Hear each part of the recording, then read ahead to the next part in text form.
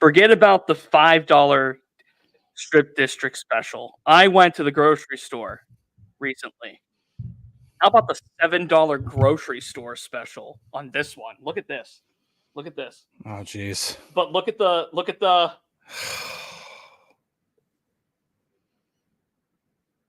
Oh boy. the $7 grocery store Paul Skeens special right here. Yeah. I saw this and I was like, you know what? Why not? Let's live a little. There were a couple more that were like more ridiculous than this, but this one's like not too bad, to be honest with you. Like a mock-up of like the City Connect.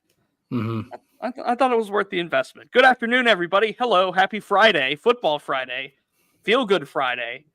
My name is Corey Crisan. He is Chris Halicke. This is the Southside Beat. 3 p.m. Eastern. Back in our normal time slot here on DK Pittsburgh Sports.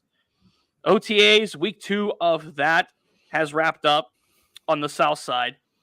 Did you see the news that came down like an hour and a half ago about Gable Steveson? Did you see this? Yeah, I did. How wild. I haven't had much of a chance to really like read much about it or like I pretty much just saw a headline. When you're balancing work and trying to sell a house at the same time.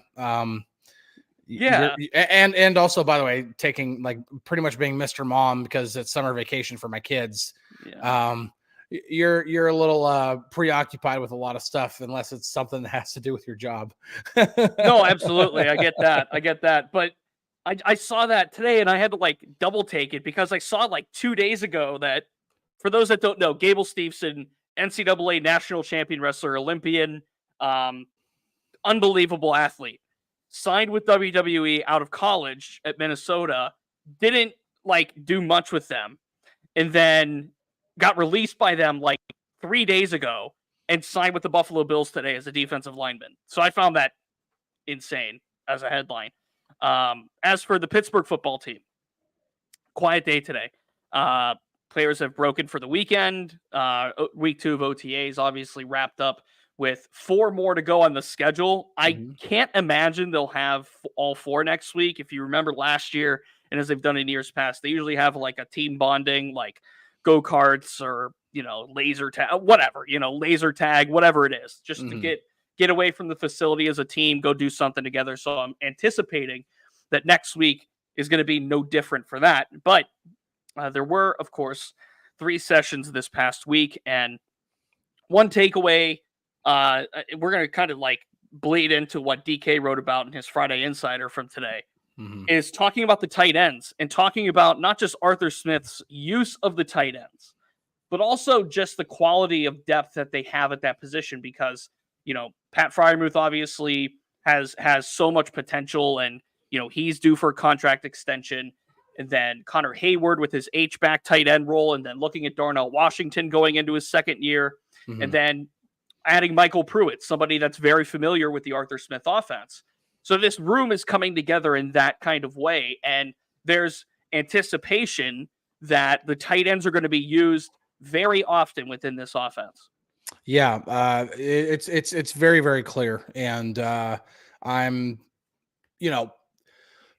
there was a lot of speculation early on whenever Arthur Smith was first hired, that the fullback was going to be a position that the Steelers needed to add, just based off of what he's done previously, especially in Tennessee. But I think what we're seeing happen is the fullback doesn't necessarily have to be a position of need here.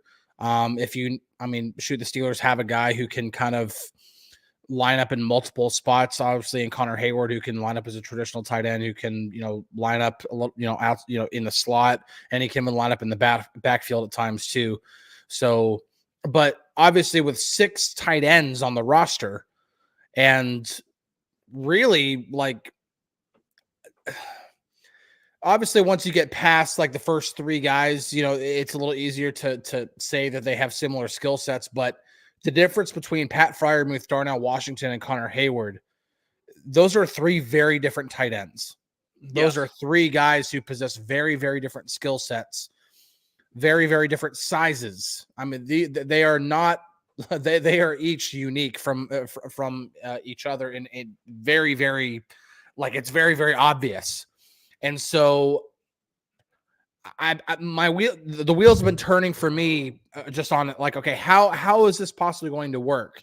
And obviously we won't really get a true glimpse of that right now, or maybe even in training camp, because the Steelers aren't going to tip their hand and be like, hey, this is what we're going to do with Pat Freiermuth, this is what we're going to do.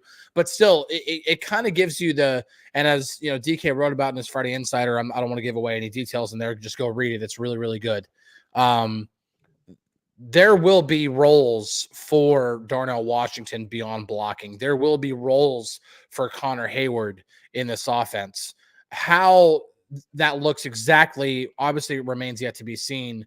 But when you're talking about an offense that, of all the talk that we've had about wide receiver 2 and everything like that, and even all the talk about quarterback, this is still going to be a run-first offense, and being able to line up in 12 personnel probably more often than any other. You're going to see a lot of multiple tight end sets, and I'm curious to see how that's going to work. But curious in an optimistic way, right? For sure.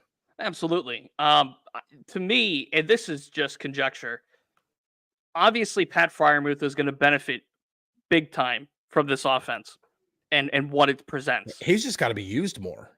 I also agree with that. But I think the second biggest benefactor within that tight ends room with this offense is Connor Hayward. I think this is going to be something that Connor Hayward can really sink his teeth into.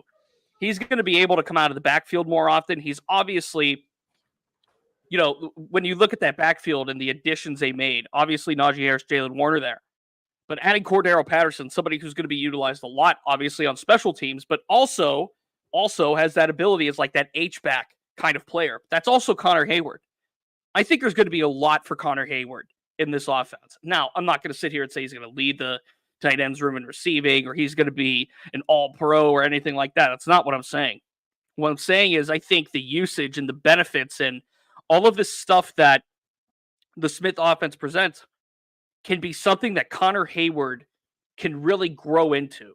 I think running routes out of the backfield is going to be something that can be a strong suit and something that Connor Hayward can do well. I think being a lead blocker is something Connor Hayward could do well. I think he does a lot well, and I'm curious to see exactly how Smith is going to use him. I like the addition of Pruitt for depth. I like what Washington brings. Ronnie Williams is a guy that shouldn't be overlooked either, I don't think. I think the big thing with Washington is his health. Like, he's got to stay healthy, bottom line. Yeah, I would agree with that, but Darnell Washington's really, really interesting. I think fans are fascinated by him just because he's very athletic for his size. I think some fans have been, just because of how big he is, have been thinking, well, maybe he should just transition to tackle. And I think obviously with what the Steelers did in the draft, it wasn't happening before then anyway, but it's definitely already it already wasn't happening, but it's definitely not happening now. But he is really, really athletic for his size. And there was enough intrigue from his college tape that, he could be a sneaky receiving threat in the NFL. I don't think he's ever going to be an elite route runner. His size does kind of limit him in what he can do as a route runner. He's not going to be I don't think he's ever going to be able to be the same kind of route runner that you see like all these other, star tight ends like Travis Kelce or George Kittle, or even what Pat Freiermuth is capable of. But he is athletic enough to be a receiving tight end in this league. And it's how does he turn that into, again, you don't have to be the fastest guy, but if you can be a really good route runner, if you know how to attack leverage, if you know how to find the little nuances in route running to be able to get that extra separation, man, it's not like he has to be like this guy who has to get this insane separation just because of his sheer size. His catching window is gigantic. He's insanely tall. He's got a very large wingspan. I mean, it's just, and then Jay Moods brings up, can he high point the ball? Pretty much just throw it up and let him get it. The old jump ball, right? Like basketball, grabbing a rebound, like the old cliches and adages. Like, that's exactly what Darnell Washington's built like. He's built like a small forward. he's built like a forward. If he could shoot, maybe he has a jump shot. Pitt could use another forward. Yeah. He's probably out of eligibility though. I actually don't know that. yeah, the tight ends room is going to be utilized in this offense in a different way that Matt Canada and Eddie Faulkner and Mike Sullivan use them. But also, like, for Pat Fryermuth's sake, I think this is, I'm not going to say like do or die. I think that's too much of a stretch. But I think for Pat Fryermuth, like, if he's not going to be able to excel in this offense, I don't know what kind of offense he could excel in. Like, I think there's plenty of opportunity here for Pat Fryermuth to just, like, what's the word I'm looking for? I can't say break out because I think we already know how good he is, but I think this could be a year where he really cements himself among the upper echelon of tight ends in the NFL. I think that's the ceiling for him this year. I mean, he was already kind of, I mean, if you're a fantasy football fan, like, or a fantasy football player, he was kind of on that borderline-ish tight end one. You know, if you were in a 10-team league, you know, somebody in your league probably had him as a starter most of the season. And if you're in a 12-team league, most likely he was a starter on somebody's team. And I'm talking about just people who are not Steelers fans. But I do think that there is potential there for him to be one of the better receiving tight ends in the league. Right. He's shown enough as a route runner, as a pass catcher, that he can be one of those guys. I don't know if you're talking quite on the Travis Kelce, George Kittle level, but in that tier 2, those like the Darren Waller types, possibly. I don't think that's much of a stretch there. When you see the way he's able to attack, and again, this is where you begin to break down the little nuances of how this offense could look. And I tried to get that, you know, in my most recent Chalk Talk, because, you know, when you have Russell Wilson as quarterback, you know, he likes to throw the deep ball outside the numbers, right? And so the easiest, or one of the best coverages you can put out there to defend those type of throws is cover 2, or just a too high shell. You have a safety over the top of each side. It kind of takes away that deep throw to the outside. But when you have middle field open like that, look at what Kenny Pickett and Pat Fryermuth were able to do against the Bengals when they were running that. Even in Tampa too, Pat Fryermuth was still finding ways to get behind that linebacker who was dropping back in the Tampa 2 defense. And he shredded that defense in that game. And the Bengals, to that point, completely took that away the next time, but then that opened up the possibility for the Steelers to exploit them in a different way, which is exactly what they did. They stayed ahead in the cat and mouse game. And so having Pat Fryermuth there and being able to utilize him like that only adds another dimension of where this offense can be explosive down the field. Obviously, the biggest question there, and we've hit it enough, we don't need to hit on it more anymore, is will Russell Wilson make that throw down the middle of the field? Because that's obviously been the biggest question. Because he hasn't. Dor Ramirez asks, how's Washington compared to Gronk? He doesn't. Like, no, you can't compare those guys. Like, physically, like, I get it. The question's like physically, but like, he just doesn't compare to what Rob Gronkowski is. Like, I just don't see. I mean, a comparison. Fryermuth compares more to Gronk than Darnell Washington does, but even then, Gronk is Gronk. I mean, he's one of the best tight ends of all time. Yeah. When you look at the best tight ends of all time, they fit more of the Pat Fryermuth mold. You know, when you talk about the Tony Gonzalez, you know, and you know, the Rob Gronkowskis and eventually Travis Kelce, more on that receiving end guys who can block occasionally. I think Pat Fryermuth has another level to hit in terms of blocking. Yeah. And this offense should give him plenty of opportunity to do that, because again, this will be a run first offense. Pat Fryermuth will be the first tight end on the field most of the time. And so he's going to have plenty of opportunity to block and to lay different types of blocks. And so, I would agree that this should be an offense in which we see Pat Fryermuth really begin to take off. And it shouldn't have taken until year 4, but you know, it is what it is. Matt Canada has been, it's kind of, you could say even the same thing about Najee Harris. You know, both Najee and Pat Fryermuth, both same draft class. They've played in the NFL for 3 seasons. They're entering the last year of their contract. And unfortunately, for the first 3 years, they had Matt Canada's offense, which was not good. No. So, no, yeah, it's definitely handcuffed what I think what both of those guys have been really able to do, what their potential is. But I think we've seen enough of it. Like, even in their numbers, we've seen enough of it where you're like, there's something there. There's like borderline superstar, like, I don't know, but just borderline superstar, like talent there. Right. It's just finding the right offensive coordinator, fighting the right offense to tap into that. And I think for both Najee and Freiermuth, especially Freiermuth we're talking about today, I think that this offense definitely is more friendly for that. Yeah. Let's see. Where was I going in the comments? Mark Bruner's the best tight end, says Biad. I don't know about that. One of the better ones in Steelers history for sure. He was, no doubt. But in Steelers history, yeah. Like I mean, I'm thinking about probably best tight end. You're looking at Heath Miller. Yeah. But then what's his name from the 70s? Holy crap! Somebody help me out. One of the old school Steelers fans. You're missing me. You're missing me there. Oh man, what is it? Grossman? I'm trying to think. Randy Grossman, maybe. Yeah, I just names escape me sometimes, but Anyway. I'm terrible at names. Oh, but yeah, Mark Bruner's there. He's up there. Another concept that was discussed at least yesterday. Miles Killebrew gave a ton of a really good Thank insight. you, Cunningham. Thank you. God, man. Miles Killebrew yesterday gave really good insight into the new special teams rule, the new kickoff rule that is sweeping the nation in the NFL.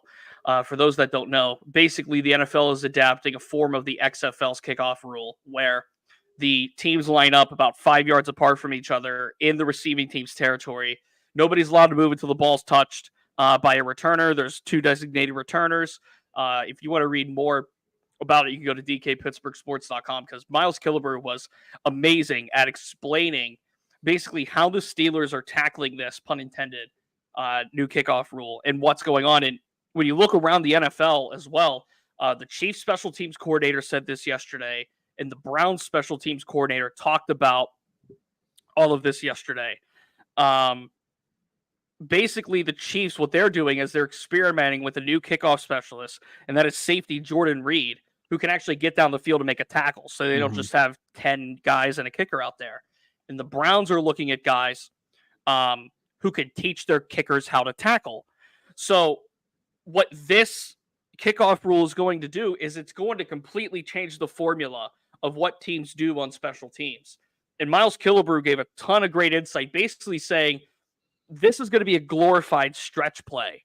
Now, there's going to be teams that are getting creative with laterals and handoffs and, end arounds and all this other kind of stuff because that head start is no longer there for the kickoff team. Now, it works both ways, of course, but I found that very fascinating. Ben, I don't see Cameron Johnston doing kickoffs. I think that's still going to be Chris Boswell.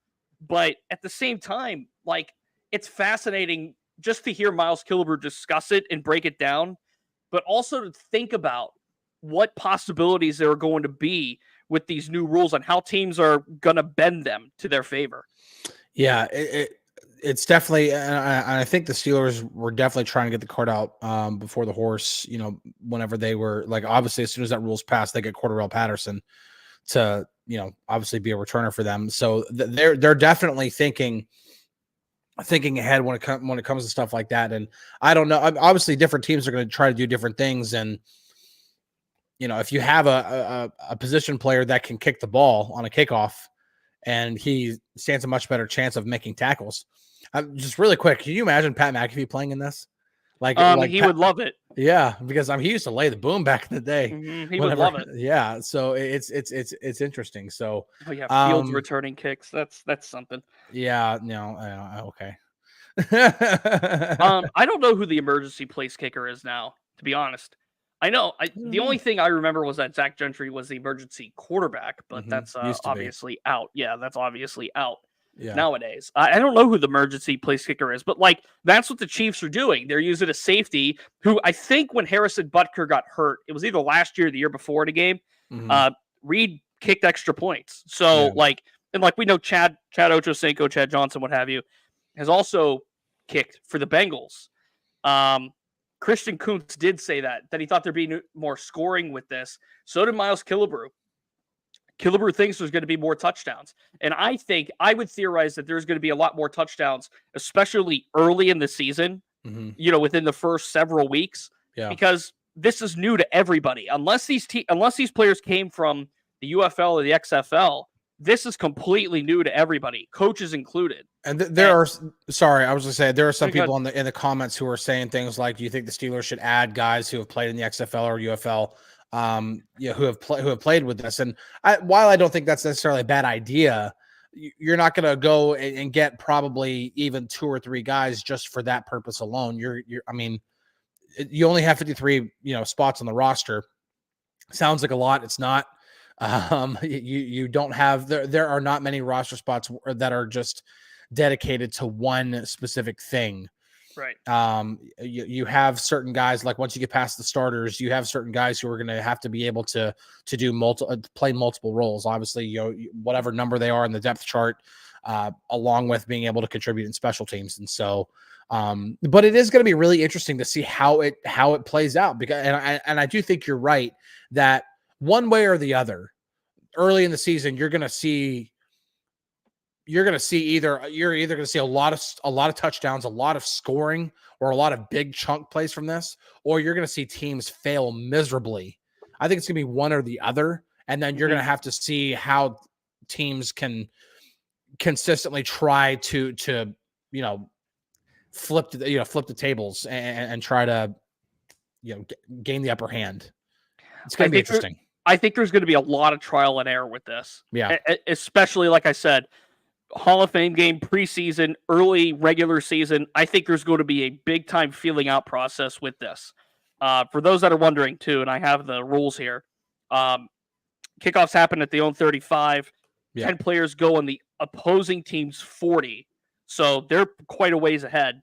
Receiving team can stand between their 30 and 35. The returners, 2 of them can be designated, can stand within the 20-yard line to the goal line. Only the place kicker and the returners can move in between when the ball's basically in the air. Mm-hmm. If the ball touches the ground or someone in the quote-unquote landing zone, or it rolls in the goal line, or it's down in the end zone, then it's a touchback at the 20. If the ball goes out of bounds, and this is how I worded it in the story I wrote yesterday, the ball goes out of bounds between the receiving team's goal line, or it hits the goalpost, or lands at or beyond the goal line and is down in the end zone, it's a touchback at the 30. So there's like that incentive right there to, make the ball be placed at the 30. But otherwise, what the purpose of this is going to be is it's going to incentivize teams to return the ball back. Mm-hmm. There were no kick returns in the Super Bowl. You know how boring that is? You know how dumb that is? It's a waste to play. The percentage of kick returns in the NFL last year was the inverse of what it was 20 years ago. The difference is like stark. It's like 28% or 88% to 22%. Like, it's ridiculous how few kick returns there are now. Well, so I mean, you really want to go back in the day. Super Bowl 31, who was the MVP? Jones? Desmond Howard. Oh, 31. 31. Yeah, 31. It was Desmond Howard. And why was he the MVP? Because he had a 99-yard kick return for a touchdown in the game. First off, that just goes to show you how bad of a game it was. But Desmond Howard he wins MVP because he had the big kick return in the game.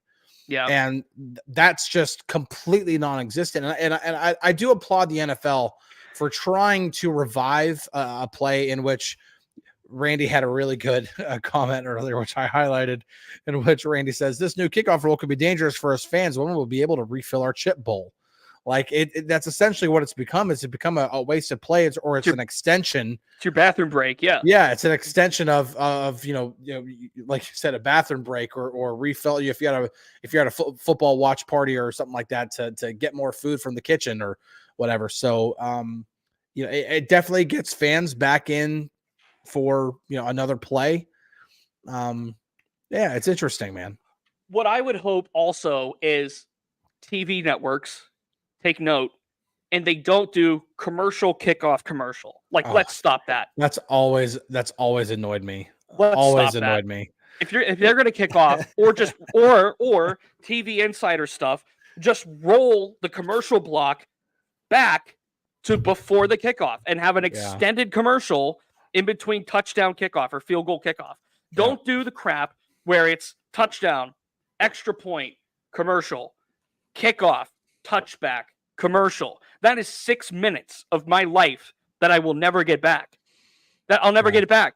Just go right into the game. Wow. After that kickoff, it's nonsense how the game is long enough. Block. The game is long enough, and then obviously when you get to the college level, I mean, it's even longer. So, yeah, it's going to be interesting to see how it plays out. I'm really, really curious to see how this impacts, the game overall. And to hear somebody, Miles Killebrew, very deserving All-Pro as a special teamer. There might not be a better person to hear their perspective than Killebrew. So he'll be a coach someday. He'll be a coach someday if he really wants it. He can be a coach. He's a smart football player for sure. Yeah. Mike in Texas says Desmond Howard. Hester's the best in history. Desmond Howard's probably second best. Josh Cribbs and Dante Hall would like words. They're up there. They're up there. Well, Hester and Charles Woodson.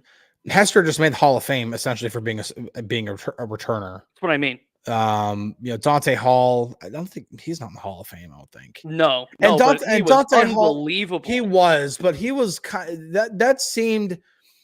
I would be shocked. I'm actually going to look it up right now. I would be shocked if his career was longer than about 5 years. Gale Sayers is a good one, Rick. Charles Woodson, of course. Plenty of them. Like let's not underscore that. Darren Sproul, who's the best? Who's the best returner in Steelers history? And Patterson was on the All-Decade team in 2010 for Pro Football Hall of Fame, the All-Decade team. Yeah, he's what, 6-time All-Pro as a returner? Like he's up there. He's one of the best to do it. Wow, Dante Hall was a 2-time Pro Bowler, one-time All-Pro, 8 years actually. But his reign as like the returner, like the dangerous returner, kind of died off after the 2004 season. 2002 Reed was Archer. What? Reed Archer? Come on, man. No. Sorry, stop. Come on. Just because he played for the Steelers doesn't make him a Hall of Famer. Come on. Dial that back. I was just saying the best in Steelers history. I'm gonna have to go with probably the majority in the comments. I'm gonna have to say Antonio Brown, probably the most dangerous one. Because even remember before he became Antonio Brown, the best receiver in the NFL, he was Antonio Brown, the guy who was obviously a very good receiver, but he also started off by becoming as a very good returner, and then even continued that. I might have to say Antonio Brown, probably the best in Steelers history. I still remember the punt return he had against the Colts, in which he did not leave the middle, in between the hashes. Mm-hmm. He was inside the hashes the whole time. That I think that was the one where he jumped and tried to hug the field goal post. That was the first Steelers game I ever attended. Oh, nice. That was the first Steelers game I ever attended. Sunday Night Football, Steelers Colts, and it was the Antonio Brown punt return where he slid down the pole. That was it. Yeah, that was. Never forget that. I would say either that or obviously the drop kick of the Browns punter. Yeah, the stomp to the face of the Browns punter. I think those are probably the most two memorable Antonio Brown returns. Yep. Santonio Holmes will be up there too. I'd say mainly just because of what he did in the playoffs as a returner. Rod Woodson would be up there too. Obviously, we remember Rod Woodson for just being one of the best, if not the best, cornerback of all time. But yeah, he was also a really great returner too. So I'm having a hard time remembering an Antonio Brown reception, but I remember 2 Antonio Brown punt returns. I'll put it that way. I remember one.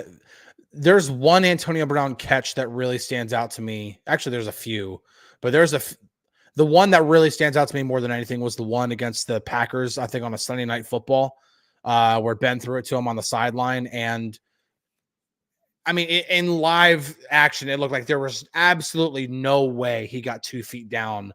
And it was literally all at the same time of ball in hands, front foot, second foot dragging, all at the same time, all in unison, right on the right when there was no more grain, he got everything down.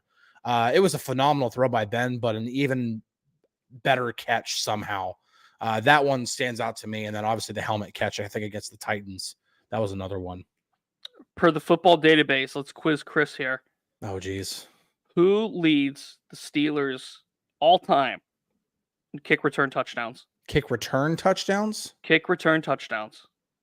We're not counting punt returns. Kick return touchdowns. Actually, this has been unfair. You have to go back to the 50s for this one. Yeah, so like there's nobody that really stands out to me that I would be able to say, at least not in my lifetime. And then, like you just said, you have to go back to the 50s. Lin Shandwan. Yeah, no, I've never guessed that. Who leads the Steelers all time in punt return touchdowns? Antoine Randall. Final answer? Maybe. It's actually a tie. Who is it? Antoine Randall and Antonio Brown. Oh, well, there you go. Okay. Louis Lips has 3. Brown and Randall have 4. Yeah.